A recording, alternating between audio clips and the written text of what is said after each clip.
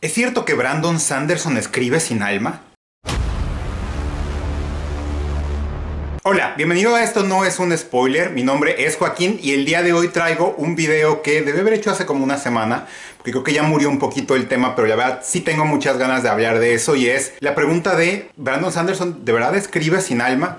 Y esto viene al caso porque un booktoker más o menos conocido, popular en México, definitivamente de esta nueva generación de booktokers, sacó dos videos en los cuales decía en el primero que no le gustó Mistborn y creo que la mitad del Pozo de la Ascensión, me parece, y que no iba a seguir leyendo a Sanderson. En primer lugar, criticó un poco la forma en que Sanderson hace sus tramas, básicamente describiendo que Sanderson hace mucho tell en vez de show, es decir, él no sigue el famoso principio de show don't tell, que no pasa nada. Obviamente no le gusta el modelo típico de Sanderson de la famosa Sanderlancha. Y en el segundo video, que es en lo que me quiero enfocar bastante, él decía que los personajes de Sanderson están construidos como en una línea de ensamblaje y que la literatura que escribe Sanderson es básicamente como si fuera una hamburguesa, producida en serie, con una prosa obviamente muy llana, muy plana y que carece completamente de alma. Y eso me llama mucho atención porque créanme que es un tema que yo sí me pongo a pensar bastante.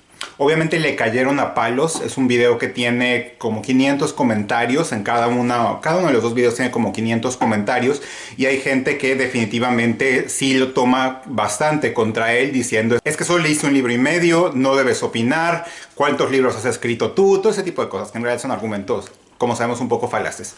Entonces yo quería precisamente dar mis 2 centavos porque es una cierta preocupación que suelo tener, ¿no? Al fin y al cabo, me gusta decir que vivimos en la era de Brandon Sanderson, por lo menos en la literatura como un negocio, la industria literaria, obviamente excluyendo todo el tema de adaptaciones, porque si incluimos el tema de adaptaciones, pues todavía, aunque yo creo que culturalmente un poco menos, vivimos todavía en el mundo de Martin. Pero vivimos en el mundo de Sanderson en la literatura de fantasía, y él es prácticamente el único autor en el cual se le permite hoy en día escribir y publicar un libro de 500,000 palabras por una editorial tradicional, obviamente, ¿no? Entonces, hablaremos precisamente de este tema, iremos a los argumentos, específicamente de la caracterización, y quiero decir varias cosas que a mí se me ocurren, ¿no? Sanderson no es tan divisivo como otros escritores, quizá porque Sanderson sigue saque y saque y saque libros, entonces no está esa presión de la que hemos hablado de los otros dos autores.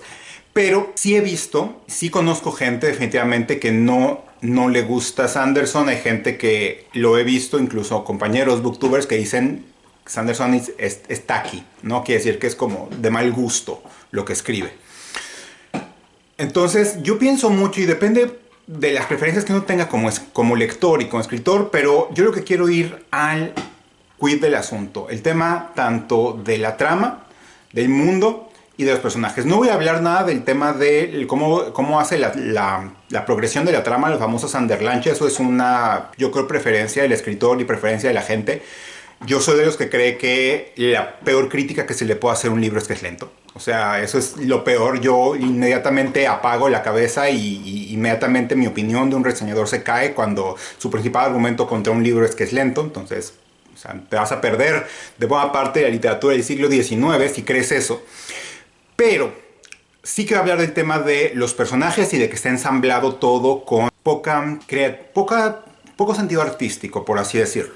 Entonces, y aquí está mi principal tesis del asunto. Yo creo que el tema con Sanderson no es que sea totalmente, ni como dicen todos sus fans más acérrimos, que yo me considero un fan de Sanderson, pero yo considero que un fan que reconoce sus limitaciones como escritor, de sus críticos más acérrimos, ¿no? Entonces, por el tema de que los personajes no tienen alma y que el mundo no es realista, eso me da mucha atención porque yo sí me he encontrado y en diversas partes de su carrera como escritor, yo creo que tiene cierto tema de inconstancia, y eso es como mi opinión personal de dónde viene todo el tema. Primero, el tema de su progresión como carrera, ¿no? Porque te dicen, si lees el Antis o lees el primer episodio, obviamente no es su carrera, ha despegado muchísimo. O sea, sí, pero al mismo tiempo siento como que va por estadios, a veces se estanca, a veces como que no despega, y a veces incluso desde el principio de la carrera entregaba joyas. Por ejemplo, el aliento de los dioses, no, perdón, El alma del emperador, la novela corta que es el único premio literario importante de fantasía que Sanderson ha ganado en toda su carrera.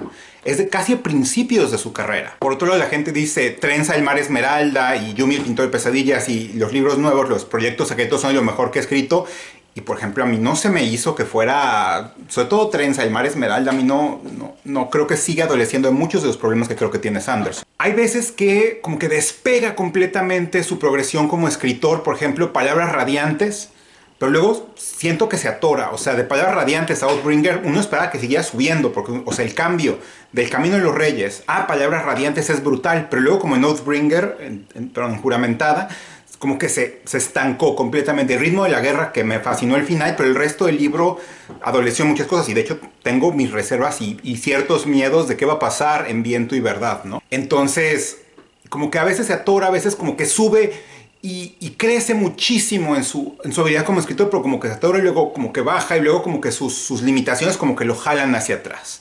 O sea, no creo yo que su progresión como escritor ya sea así como perfectamente y que todo ha mejorado completamente, sino que hacía cosas increíbles al principio cuando quería. Porque el Alma del Emperador lo que tiene es muy diferente y se nota por qué ganó el Hugo. Pero otras obras ya mucho posteriores en realidad no se sienten así y como que se sienten arrastrados de los problemas que tiene específicamente con el tema de los personajes. Los personajes. Mucha gente, cuando contestó a este booktalker, el video es que no conoce los personajes son creíbles, tienen traumas, tienen arcos, tienen desarrollo personal, en un mundo que definitivamente lo plantea. Y yo estoy de acuerdo por partes y en partes no. Yo siempre les he dicho, yo creo que hay personajes de Sanderson con los que uno se identifica perfectamente, o por lo menos en mi caso, yo me identifico increíblemente y siento y amo y lucho y lloro y sufro con ellos.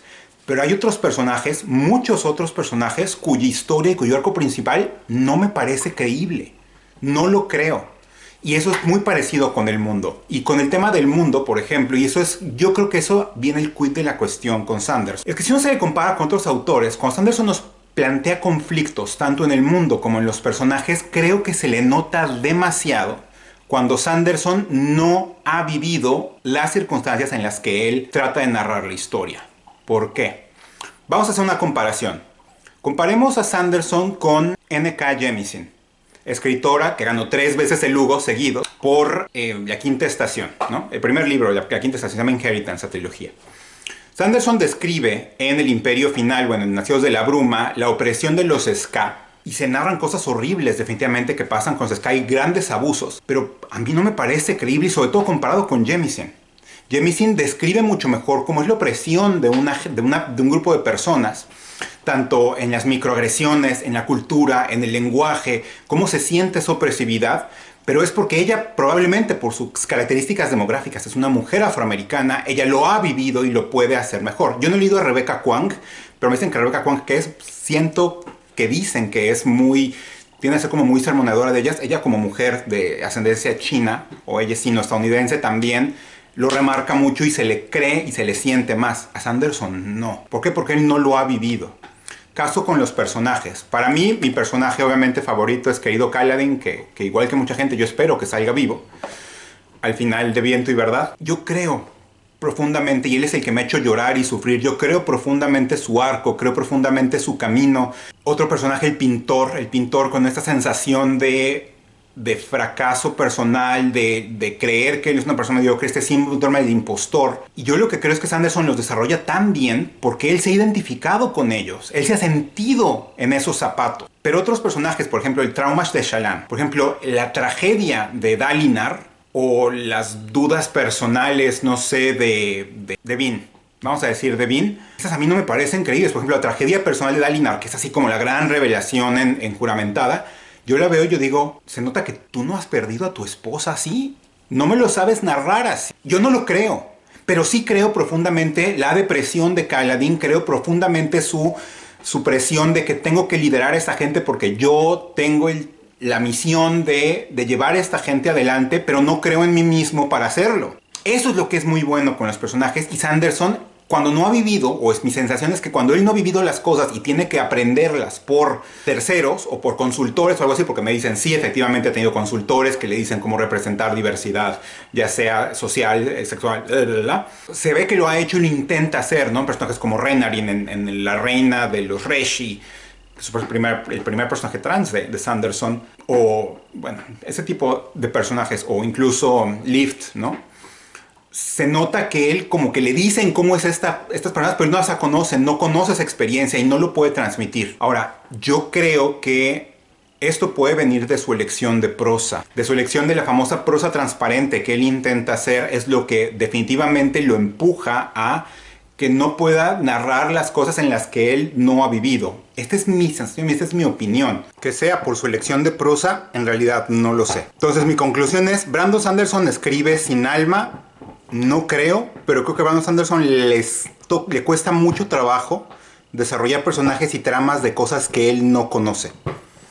No sé si sea por la prosa, no sé si sea por su limitación técnica como autor, pero esa es como mi opinión. Ahora, si lo que queremos en realidad es esta acción enorme y esos momentos de gran realización y esas sanderlanchas y demás, en eso es indiscutiblemente increíble Sanderson, pero en lo demás, yo que depende de cada quien. Y esos son mis 2 centavos.